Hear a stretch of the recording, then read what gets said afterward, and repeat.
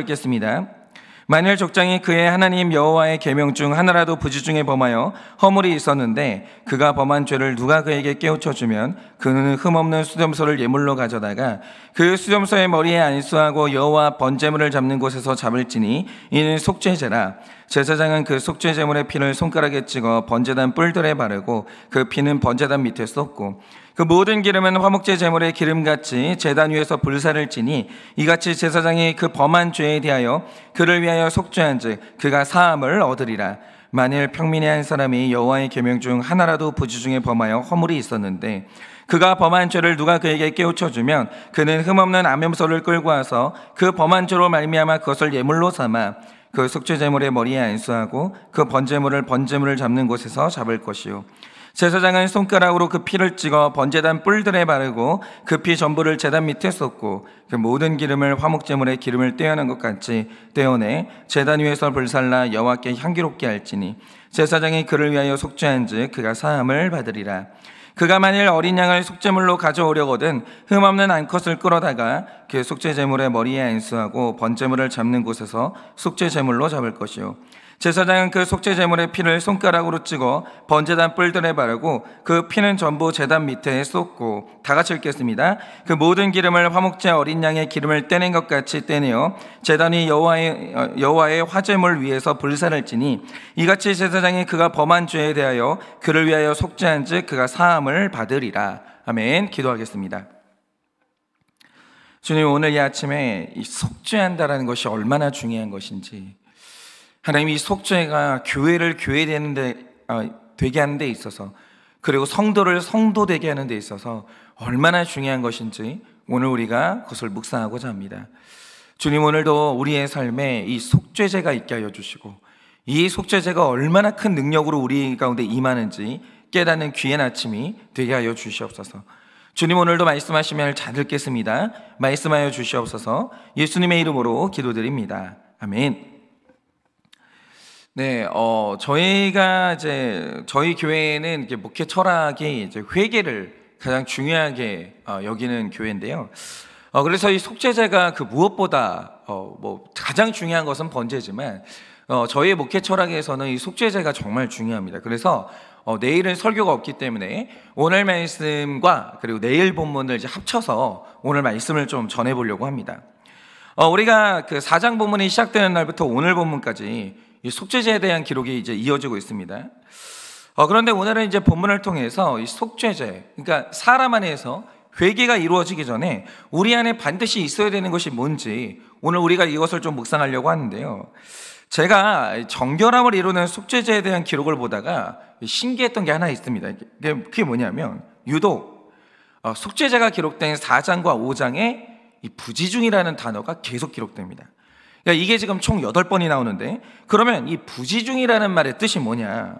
이 단어의 정확한 뜻을 알려면 이 단어의 반대 언어를 보면 뜻이 명확하게 드러납니다. 그러면 이 부지중이라는 말의 반대말이 뭐냐? 그게 바로 깨달음이라는 단어예요. 그러니까 이 부지중, 이 말이 어떤 깨달음의 상태냐? 깨달음이 전혀 없는 상태를 말하는 거예요. 그러니까 우리가 이제 죄를 짓는다고 할 때, 사람이 죄책감 없이 죄를 짓는 이유는 자기가 하는 행동이 죄라는 깨달음이 없기 때문이에요. 그러니까 제가 이제 예를 들자면, 어저께 제 딸이 이제 그 운동회를 했거든요. 운동회 때 되게 재밌게 이제 운동회를 하고 집에 딱 왔는데, 제 딸을 찍은 영상을 딱 보니까 이상한 행동이 하나 있는 거예요. 그게 뭐냐면 계속 바지를 만지는 거예요. 제가 저런 적이 없는데 왜 자꾸 바지를 만지고 있을까? 그리고 와서 이제 집에 딱 왔는데 자기 전까지도 계속 바지를 만지는 거예요. 왜 이럴까? 그래서 제 아내가 물어봤어요. 왜 이렇게 바지를 만지냐? 그러니까 하는 말이 뭐냐면 선생님이 오늘 운동회를 하는데 저희 딸한테 아무 생각 없이 그랬다라는 거예요. 왜 친구들은 다 운동복을 입고 왔는데 너만 청바지를 입고 왔냐? 이랬다라는 거죠. 아무 말도 아니잖아요. 선생님이 잘못하신 게 아니에요. 그럼 그냥 오늘 운동회 날인데 왜 얘는 청바지를 입고 왔을까? 물어본 것 뿐이에요. 그런데 제 딸은 그게 상처였던 거예요. 그러니까 이게 제 딸이 잘못한 건지 뭔지는 모르겠는데 어쨌든 얘가 권위자가 그렇게 말씀을 하시니까 하루 종일 거기에 수치심을 느낀 거예요. 하루 종일 거기에 대해서 얘가 마음이 쓰였던 거예요. 그 바지를 계속 만지고 있었던 거죠. 이런 거예요. 선생님이 잘못한 게 없잖아요. 그런데 선생님의 말씀이 오늘 제 딸에게 어떤 영향을 미쳤는지 선생님은 전혀 모르세요. 전혀 모르세요. 오늘 나의 말, 나의 눈빛, 나의 행동 하나, 이게 지금 내 주변에 있는 사람에게 어떤 영향을 미치고 있는지 우리는 지금 전혀 몰라요. 죄도 마찬가지입니다. 우리가 죄를 죄책감 없이 짓고 있는 이유가 뭔지 아십니까? 몰라요. 이게 지금 죄인지도 모르고 나의 행동이 상대방을 어떻게 죽이고 있는지 우리가 전혀 몰라요. 내 자녀를, 나의 죄가 내 자녀를 어떻게 죽이고 있는지, 내 죄가 나의 아내, 나의 남편을 어떻게 죽이고 있는지 몰라요. 그러니까 부모님들은요, 우리 어른들이 내가 숨어서 죄를 지으면 아무도 모를 거라고 생각하잖아요. 근데 죄는 그런 게 아니에요. 내가 숨어서 죄를 지었다 할지라도, 상대방이 내가 죄를 짓고 있는 걸 모른다 할지라도 전가의 원리가 있잖아요. 퍼지고 퍼지고 퍼져요. 그거 피할 수 있는 줄 아십니까? 안 돼요.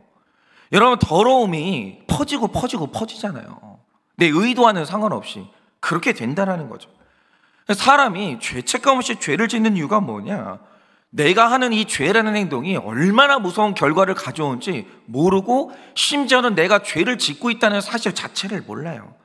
그렇기 때문에 성령님께서 우리 안에 오셔서 속죄를 위한 깨달음을 주셔야 되는 거예요. 이게 중요한 거예요. 여러분, 회개는요, 사람이 하는 일이 아니에요. 누구나 다, 사람들은 다 부지 중에 죄를 지어요. 계획적으로 죄 짓는 사람 별로 없어요, 사실은. 그래서 내가 하는 행동이 죄구나, 이게 굉장히 무서운 일이구나, 이걸 깨닫기 위해서는 성령님이 깨달음을 주셔야 되는 거예요. 그런데 이게 대단한 깨달음이냐? 그게 아니에요. 여러분, 우리가 5장을 보면 우리를 더럽게 하는 죄의 목록이 나오는데, 그 죄를 보면 우리가 생각할 때 이게 죄야? 이럴 만한 게 별로 없어요. 예를 들어서 5장 1절을 보시면 저주하는 소리를 듣고 잊어버린 것, 이전에 부정한 것을 만졌던 것, 4절에 함부로 말한 것, 이런 거예요. 근데 이게 우리는요, 이게 뭐 별일인가? 예를 들어서 아니, 저주하는 소리를 이렇게 남이 이제 그 저주하는 소리를 들었어요. 내가 그냥 잊었어요. 뭐 그럴 수도 있지 하고. 부정한 것을 만졌어요. 근데 우리는 만진지도 몰라요. 예를 들어서 성추행이라고 할 때 뭐 진짜로 계획적으로 성추행하는 사람도 있는데요, 내가 만졌는지도 모르고 만지는 사람도 있어요. 실제로 잊어버린 거, 나 함부로 말한 거, 이런 사소한 것들을 열거하는데 성령님께서 오시면 우리가 사소하다고 생각했던 행동들이 네가 그게 얼마나 심각한 죄였는지 알아? 이 깨달음을 주시는 거예요. 이거 성령의 역사예요. 즉, 죄에 대해서 부지중일 때 우리가 하는 생각이 뭐냐면, 하나님이 죄라고 말씀하시는 것들을 우리가 사소하다고 여기는 거예요. 이 사소한 것을 우리의 삶에 실제로 연결해보자면 이런 겁니다. 흔히 남자들은 밖에서 일하고 돌아오면 제일 먼저 하는 일이 뭐겠습니까? 이제 남자들은 거의 다 똑같아요. 일단 남자는 안 씻어요. 일단 남자는 게으름이라는 정욕이 있기 때문에 안 씻어요. 씻지도 않고 바지랑 윗도리를 벗은 다음에 일단 나를 최대한 편한 상태로 만들어 놓습니다. 그 자세로 소파에 누워버리는데 아내들은 미치는 거죠. 씻지도 않고 밖에서 뭐 하고 왔는지도 모르는데 몸에 병균이 덕지덕지 붙었는데, 그런데 소파에 누워버리는 거예요. 그럼 막 아내들은 막 찝찝해서 미치는 거죠. 그리고 이제 침대 위에 올라온다. 그건 이제 돌이킬 수가 없어요. 이제 이거는 어떻게 부부싸움으로 가는 겁니다. 그리고 이제 하염없이 남자들이 이제 하루 종일 스트레스를 받았기 때문에 TV를 보다가 소파에서 이제 잠이 드는 거죠. 남자들은 이게요, 부지중이에요. 뭐가 문제인지를 몰라요. 그리고 하는 일이거든요. 근데 사실은 이게 나의 아내와 자녀들에게 얼마나 거절감을 주고 외롭게 하는 죄인지 남자들은 꿈에도 모르죠. 꿈에도 몰라요. 애들은 하루 종일 아빠 기다리거든요. 그리고 이 아빠가 나의 삶에 해주는 한마디 한마디 있죠. 이게 자녀들의 삶에 얼마나 중요한지를 아버지들이 몰라요. 돈을 벌어다 주면 됐지, 그게 다가 아니에요. 아빠가 한마디 해주는 이 격려, 한마디 해주는 칭찬, 한마디 해주는 삶에 대한 해석들, 이게 어마어마한 권위를 가지거든요. 근데 그게 없어요. 입을 딱 닫고 나는 힘드니 오늘 나는 쉬어야 되겠다 이러고 가족들하고 단절한 채로 계속 그렇게 혼자만의 시간을 보내요. 아내와 자녀들은 이 아버지와 남편과 소통하면서 위로받고 싶고 위로 이렇게 정말 이렇게 내 삶을 이제 나누고 싶은데, 그게 여성들이 생각하는 행복한 결혼 생활이고 자녀들이 생각하는 아버지거든요. 엄청난 요구도 아니에요. 그런데 남자들은 아내들이 원하는 그 소박한 요구를 차갑게 거절합니다. 그리고 그게 얼마나 큰 죄인지를 몰라요. 내가 지금 얼마나 큰 실수를 하고 있는지를 전혀 몰라요. 아니, 내가 밖에서 영업하고 왔는데 집에서도 친절해야 되냐? 이래요. 이게 죄인 거를 몰라요. 우리 가정을 얼마나 숨막히게 하는지를 모르는 거예요. 그러면서 어느 날 나에게 소통을 거절당한 아내가 차갑게 돌변하면 저 아내는 나를 늘 무시한다고. 애들이 아빠를 상대하지 않잖아요. 저것들은 아빠를 돈 벌어다 놓은 기계로 생각한다고. 이러면서 오히려 화를 내는 거예요. 여성들은 어떻습니까? 여러분, 이상하게 이제 남자들은요, 세상이 아무리 나를 힘들게 한다고 해도 여자가 해주는 진심 어린 복종의 한마디, 자녀들 앞에서 아빠의 자존심을 지켜주는 그 한마디를 해주면요, 남자는 힘을 내요. 그래서 제가 어저께도 이렇게 어떤 콘텐츠를 보다가 이혼에 대한 콘텐츠를 봤거든요. 이제 어떤 상담을 많이 하신 분이 또 이혼에 대한 이제 얘기를 해주셨는데, 남자들이 진짜 여성들에게 원하는 게 뭘까요? 뭘까요? 예를 들어서 이런 거죠. 남자들이 이혼을 했어요. 후회하는 사람들이 대부분이에요. 후회하는 이유가 뭔지 아십니까? 첫째, 성관계를 원활하게 하지 못하는 것 때문에 후회하고, 둘째, 먹었는데 먹고 난 뒤에 먹는 문제가 해결이 안 돼가지고 그렇게 후회를 한다는 거예요. 남자들은요, 두 가지예요.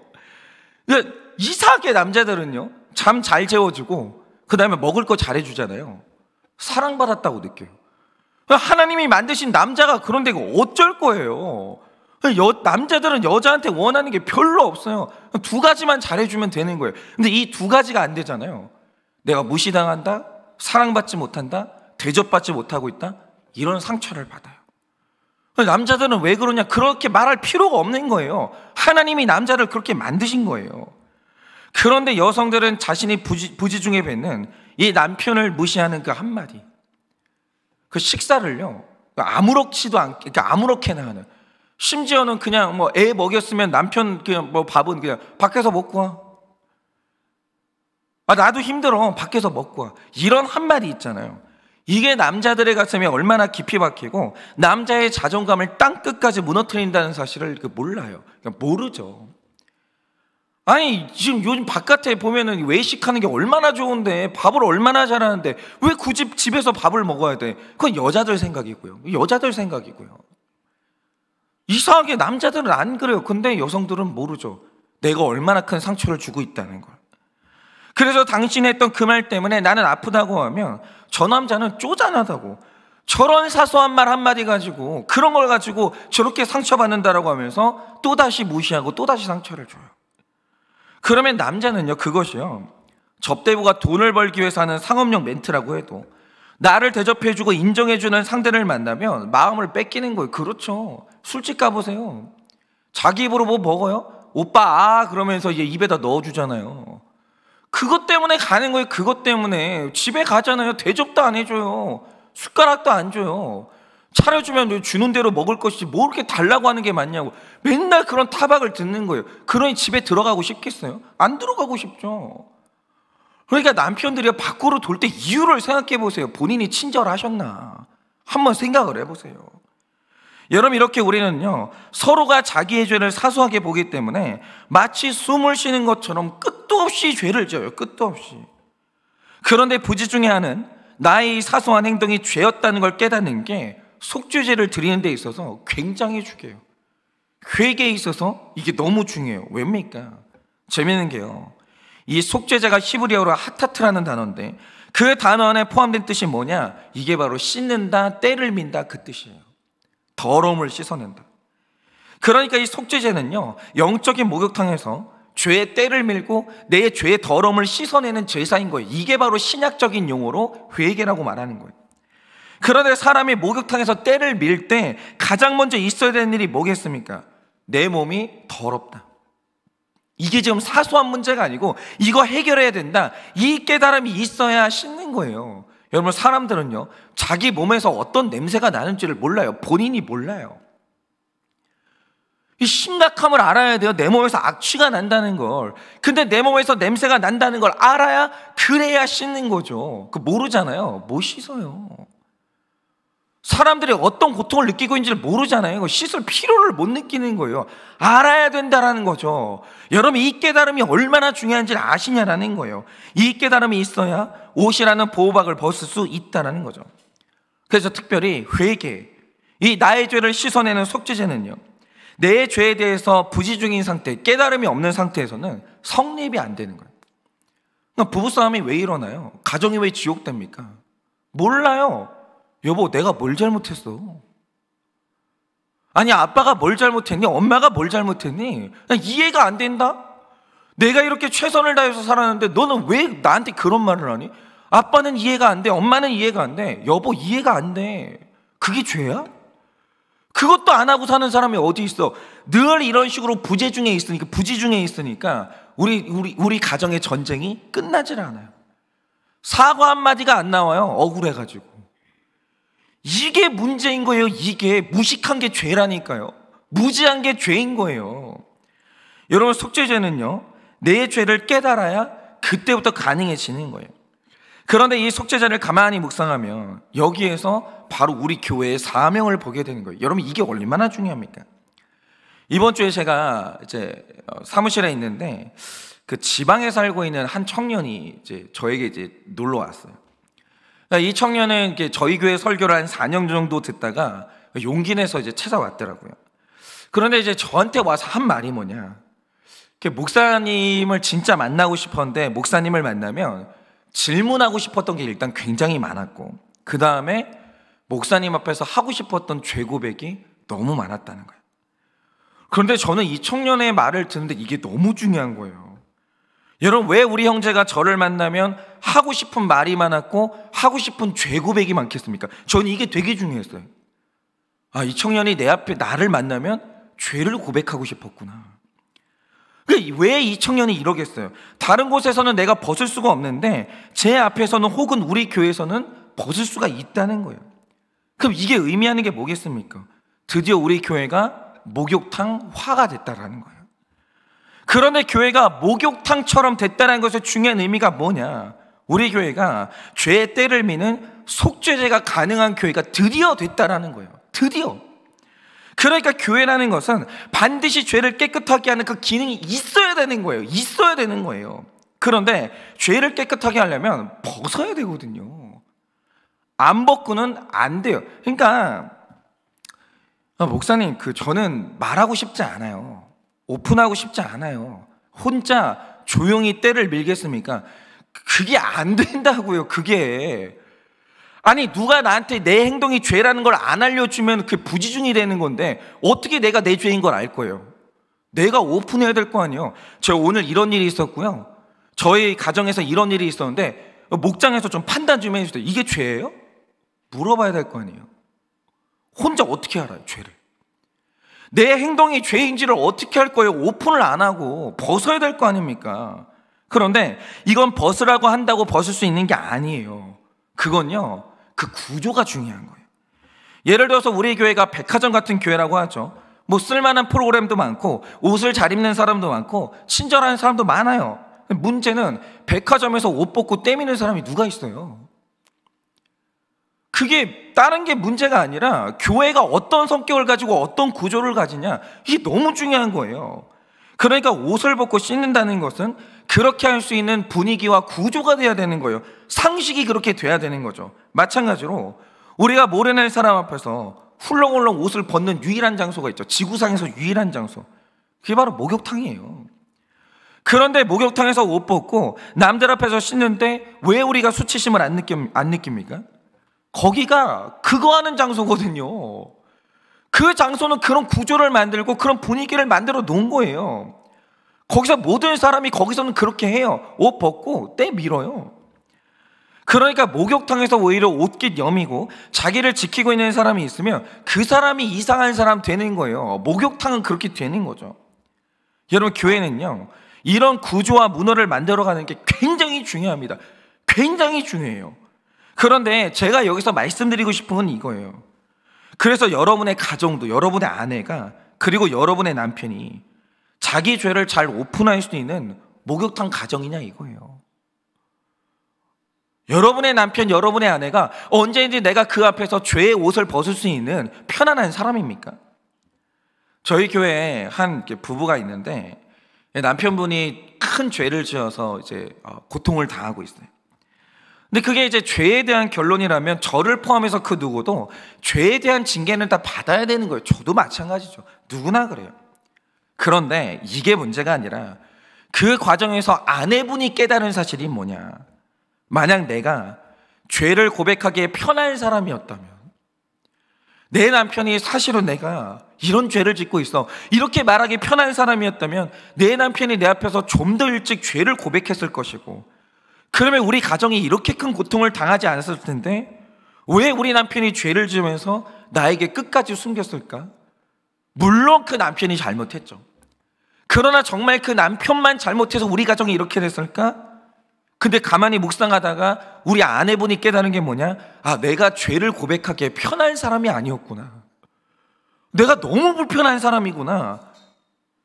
내가 자기 죄를 고백하면 비난하고 분노하고 수치를 줄 게 뻔하니까, 나는 그런 사람이었으니까 끝까지 내 남편이 죄를 고백하지 못했는데, 남편으로 하여금 죄를 고백하지 못하게 한 나의 불편함 때문에 내 남편이 더 큰 고통을 당했고 우리가 더 큰 고통을 당했구나 이러면서 회개하시는 거예요. 근데 그전에는 내가 불편한 사람인지도 몰랐고 불편한 게 죄인지도 몰랐던 거예요. 여러분, 불편한 거 죄예요. 그거 아세요? 불편한 게 죄라고요. 제가 이런 고백을 들을 때마다 이게 바로 속죄죄라는 게 깨달아지는 거예요. 그렇죠. 이걸 누가 알겠어요? 성령이 알려주시지 않는데 이걸 누가 알겠어요?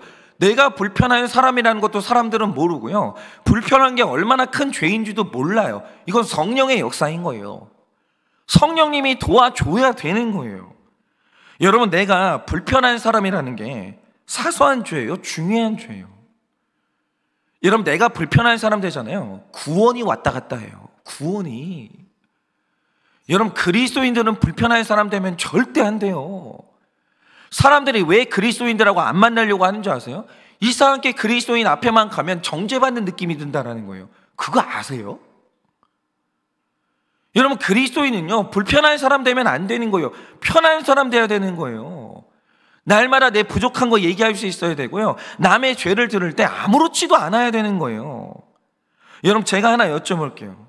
어떤 교회가 있는데 그 교회가 죄를 고백하기 너무 불편하고 두려운 교회가 있다고 하죠. 그럼 그 교회에 죄인이 들어갔어요. 살아날 수 있겠습니까? 살아날 수 있겠어요? 아니요. 여러분, 불편한 교회에 죄인 들어가면 죽어요. 여러분, 불편하다 이 문제는요, 죽고 사는 문제인 거예요. 그런 교회에 갔을 때 사람들이 죽어나는 겁니다.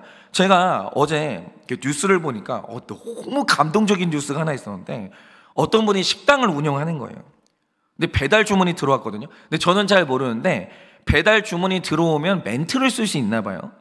그런데 내용이 뭐냐, 내가 임신한 미혼모인데 배가 너무 고프다는 거예요. 그러니 오늘 나에게 음식을 좀 주시면 월말에 돈이 들어오는데 반드시 그때 갚겠다. 지금 내가 임산부인데, 지금 임신부인데 너무 배가 고픈데 도와줄 수 없겠냐, 이렇게 주문이 들어온 거예요. 그런데 주인분이 너무 감사한 게 뭐냐면, 글을 읽는 순간 심장이 내려앉는 느낌이 들어요. 너무 마음이 아파가지고. 그래가지고 이제 점원들한테 한 말이 뭐냐면, 야, 이거 거짓말이어도 좋다, 내가 속아도 좋으니까 우리 이 집에 음식을 좀 주자, 이렇게 된 거예요. 그래서 음식을 갖다 준 다음에 그 다음에도 너무 마음이 쓰이는 거예요. 이분이 누군지를 모르겠어요. 예수 믿는 분인가? 그랬으면 좋겠는데 너무 마음이 쓰여지더래요. 그래서 그 집에 아내랑 같이 가봤대요.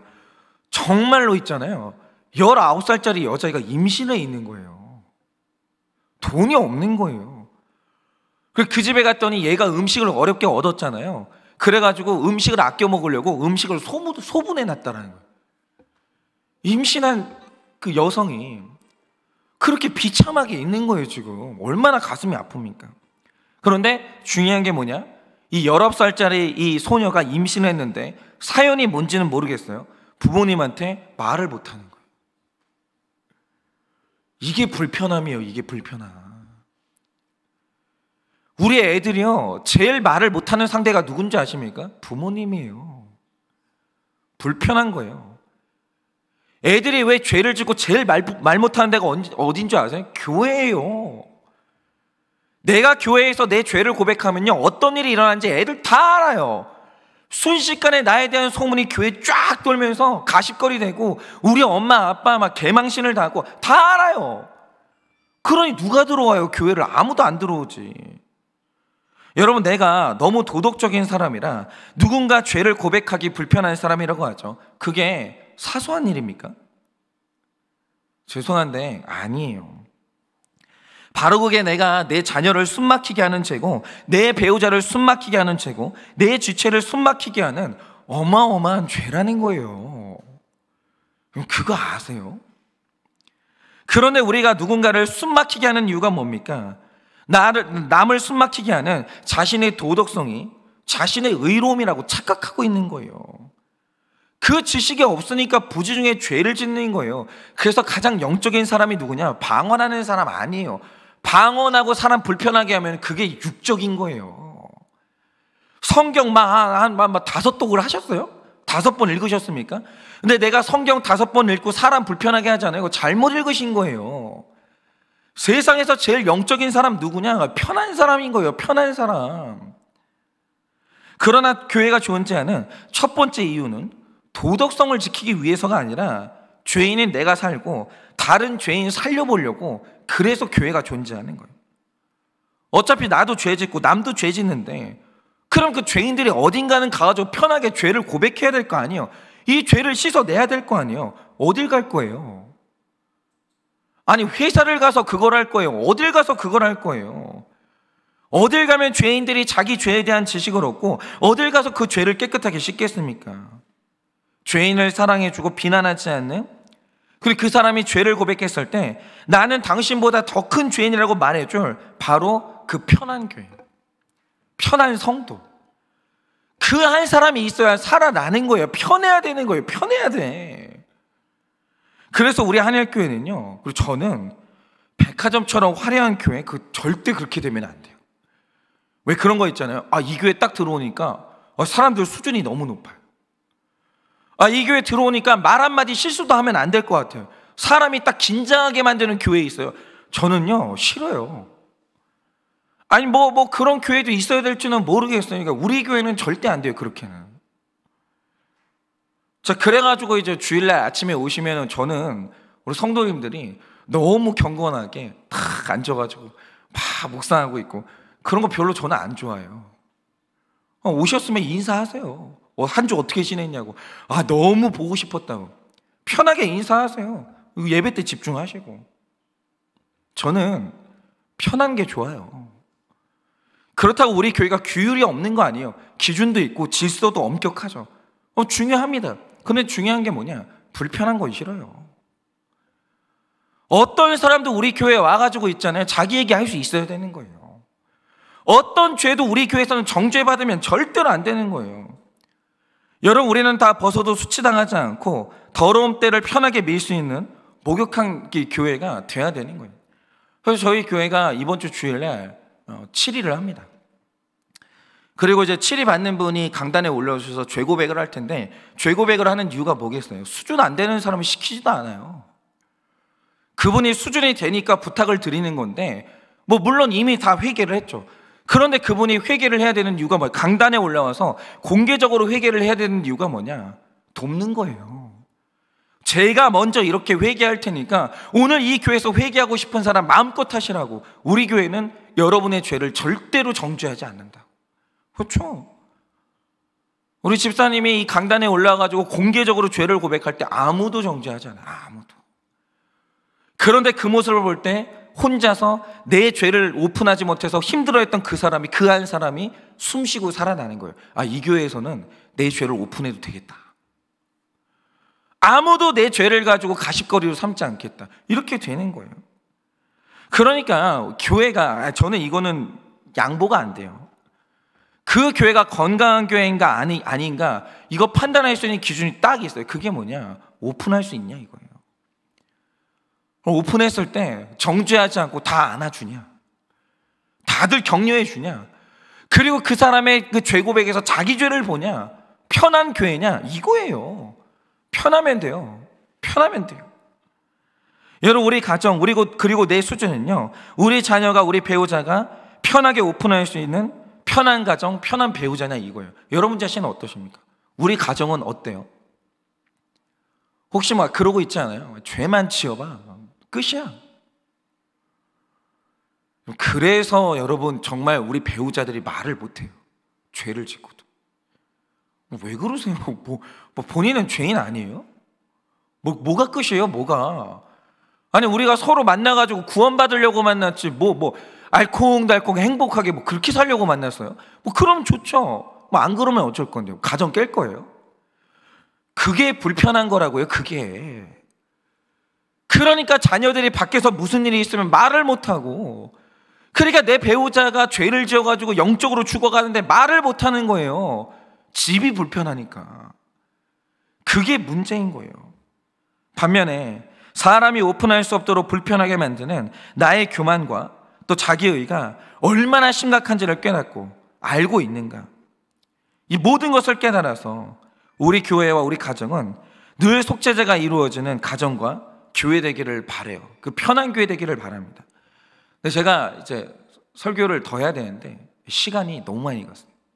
그래서 오늘은 여기서 마쳐야 될 것 같아요. 원래 하나를 더 해야 되는데 정말 앞에 얘기하다가 이렇게 됐습니다. 그래서 오늘 이제 4장 말씀인데 원래 두 번째 대지에서 4장 말씀을 해야 되거든요.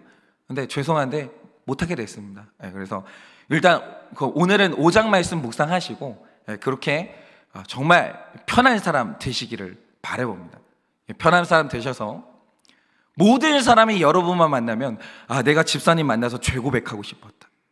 권사님, 장로님 만나서 나는 정말 죄 고백을 하고 싶었다. 이렇게 편한 사람 되어주시는, 그래서 나도 살고 남도 살리는 여러분 되시기를 예수님의 이름으로 축원을 드립니다. 이 시간에 제가 기도하고 축도함으로 마치겠습니다. 기도하겠습니다. 하나님, 정말 제가 불편한 사람은 아닙니까? 우리 딸이, 그리고 제 아내가 제 앞에서 숨도 쉬지 못하는 불편한 사람은 아닙니까? 그런 불편한 사람이 되어서 우리 성도님들을 숨막히게 하고 말하지 못하게 찍어 누르고 있는 그 권위적이고 불편한 목사가 저는 아닙니까? 나는 잘하고 있다, 나는 누구보다 편한 사람이다, 이런 착각에 빠지지 말게 하여 주시고, 날마다 공동체 안에서 쓴소리를 들어 정말 불편한, 내가 얼마나 불편한 사람인지 날마다 깨닫고 이 죄를 회개하며 나아갈 수 있는 그런 사람이 되게 하여 주시기를 간절히 소원합니다. 하나님은 제가 편하십니까? 언제든지 하나님께서 저에게 죄에 대한 징계를 주실 수 있고, 내가 아무리 정말 이 사람을 정말 쓴소리를 한다 해도 시험 들지 않을 확신이 있는 하나님 앞에서 저는 편한 그런 성도입니까? 하나님, 정말 편한 사람 되게 하여 주시옵소서. 세상에서 제일 악한 죄인 중에 괴수가 되게 하여 주시옵소서. 그래서 누구를 만나도 정죄하지 않고 어떤 사람이 죄 고백을 해도 품을 수 있는 그런 죄인 중에 죄인이 되게 하여 주시옵소서. 하나님, 정말 우리 성도님들의 가정, 우리 성도님들 한 분 한 분 편한 분들 되기를 원합니다. 그래서 누구를 만나도 죄 고백을 들어주고 그 사람 위로하고 정죄하지 아니하는, 그래서 사람 살리는 그 편안한 성도 될 수 있도록 주님이 은혜를 허락하여 주시옵소서. 각 가정에 편하게 되는 은혜가 임하게 하여 주시옵소서. 지금은 우리 주 예수 그리스도의 은혜와 하나님 아버지의 그 크신 사랑과 성령님의 위로하시고 교통하여 주시는 그 역사하심이 오늘 나의 불편함이 얼마나 큰 죄인지를 깨달아 주님께 회개하고 편한 사람 되기를 원하는 사랑하는 우리 모든 성도님들의 머리 위에 지금으로부터 영원 무궁토록 함께 있을지어다. 아멘.